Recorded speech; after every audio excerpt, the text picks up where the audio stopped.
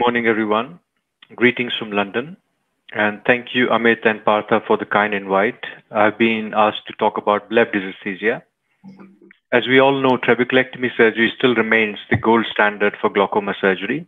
However, there are some inherent problems still associated, which are listed here with some of the solutions. And today we are talking about bleb dysesthesia. And in summary, the solution is a wider diffuse bleb, which is fully covered with the lid. So this is our aspiration, that we have a diffuse bleb which is large but low in height and is not overriding the cornea and with a good pressure of 10. It's covered by the lids so that we can't even see and the patient doesn't feel it. However, it doesn't always end up like that. We can have a big bleb, we can have an overhanging bleb, we can have bleb in the wrong position, and this is, however, still our ideal, which we should be aiming for, which is a diffuse bleb underneath the lid. And here you can see the difference between old style surgery, where there has been a large dose of mitomycin application here, but ended up with a focal bleb because it's not being diffusely applied, and the bleb is nasal and the patient is uncomfortable, and she's on drops and has irritation. Whereas when she came under my care, the other eye was done with the newer technique with larger area of application, and she's got a much comfortable and diffuse bleb. If you look at the PTVT trial, it's not uncommon. Bleb dysesthesia were about 3%, which is similar to diplopia or shallow flat anterior chamber. So you can see that bleb dysesthesia is actually can happen even in the hands of the best of the surgeons. And I personally feel it's probably more common than this, because most patients feel that if the pressure is fine, they're okay and they don't complain about it. But when you ask for it, it's probably more than this. So what are the symptoms? So we have foreign body sensation, watering, discomfort, even the lid retracts, and you have an unhappy patient.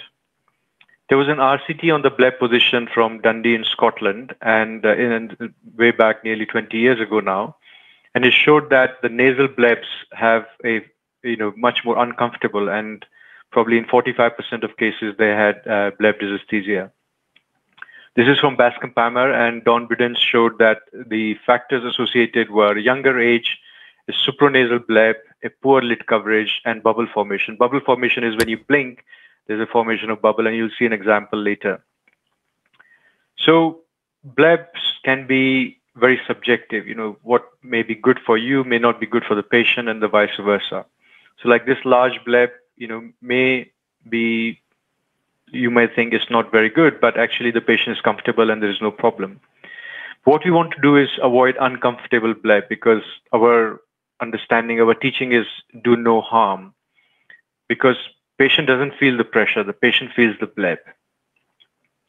So when there is uncomfortable bleb, and the patient will be the best person to tell you, that's the time when we need to do something, and we need to prevent it. This is one of my patients who has ended up with a slightly nasal extension of the bleb, but she's quite happy to just use lubrication drops and managing with that alone. There's another patient who came under my care a few years ago.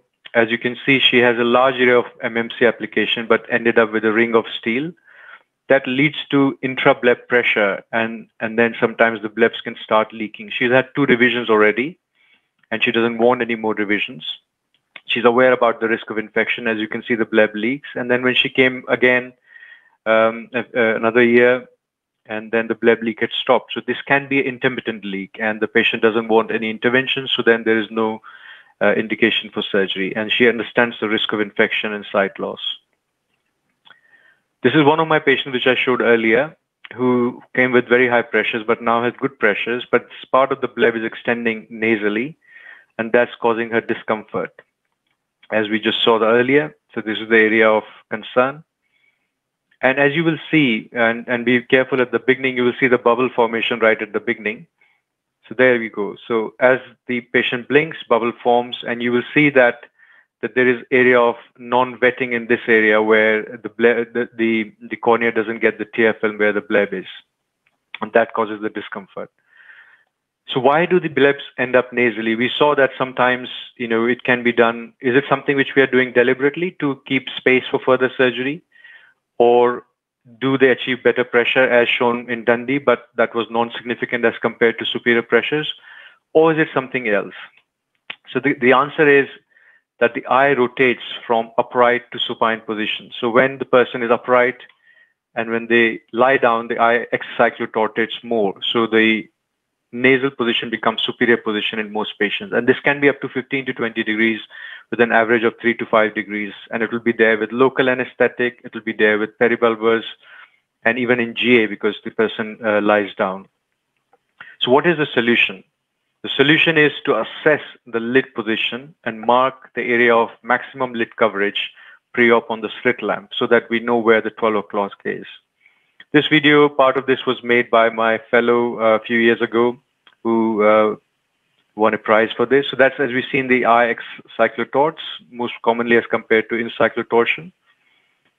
And before the surgery, I always mark the 12 o'clock. So you assess them on slit lamp, see where the lid is covering, see where the 12 o'clock is, and then with a hypodermic needle, mark the area so that you can stain that during the surgery. And as you can see in this patient, it's already rotated by 15 to 20 degrees where the 12 o'clock you thought would be if you were operating. Have a large area of mitomycin so you achieve a very diffuse bleb, and and it's not very high. And when you close the conch, you do a edge-to-edge closure so that the conch doesn't hang over. So if you think about this, so if the bleb dysesthesia still occurs, what can you do? You can apply lubrication drops, topical NSAIDs, steroids, bandage contact lens. And if you do get dysesthesia and you have to revise, then what is our aim? We need to remove the bleb outside the lid margin.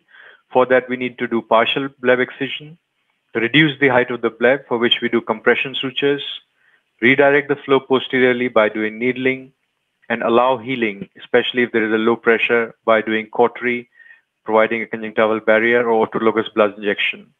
Like this patient had surgery and then came under my care, but she's not troubled by it. But you can see that she needed a larger area of mitomycin C, and that would give you a diffuse bleb.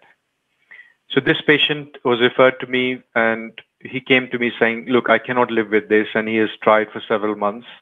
And you can see that, again, nasal bleb coming underneath the lid and causing discomfort. So this is the revision. So again, you mark the area pre-op. So again, you can see that even for revision, when I have marked, the 12 o'clock has rotated.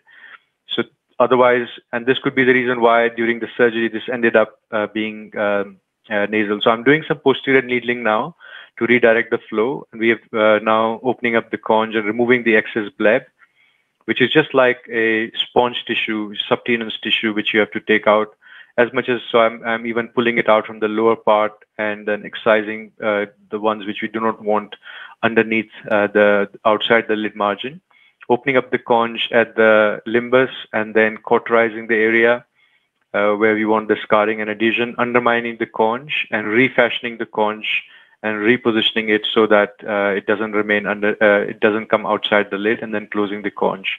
And you do a conjunctival barrier on the other side. There won't be any leak as it's a diffuse bleb. And after the surgery, the patient just 6 weeks later is much more comfortable and he's happy with that. So a bleb is a diffuse bleb, is like a sponge. It's not like a focal area which will just leak unless you have a scleral thinning, which will then leak when you open this up. These are more referral cases. And as you can see, the bleb is extending and I'm providing a barrier. So by putting Palmberg compression sutures, which are 10O nylon or 9O nylon or 9O or 10O Prolene, so which are reducing the height of the bleb. So you do these in all the areas where the bleb is extending. And there's another case, similar situation. So again, Palmberg compression sutures. And then once you've done that, I'm doing some posterior needling to redirect the flow, and then injecting autologous blood to try, which acts as a glue. So wherever you don't want the bleb to be, the glue will cause the healing. So another case I did about a couple of months ago, she had surgery in Nigeria where both eyes had similar blebs like this, and now this one is revised and is covering the lid. So what is the problem? The problem is that the bleb dysesthesia is not uncommon. causes high nasal, and think about globe rotation, focal blebs which are not covered with the eyelid. And the prevention is to mark the 12 o'clock, have a large area of MMC, and a conjunctival edge-to-edge closure. If it does occur, you can manage conservatively by doing nothing and reassuring the patient, teardrops, steroid, non-steroidal drops.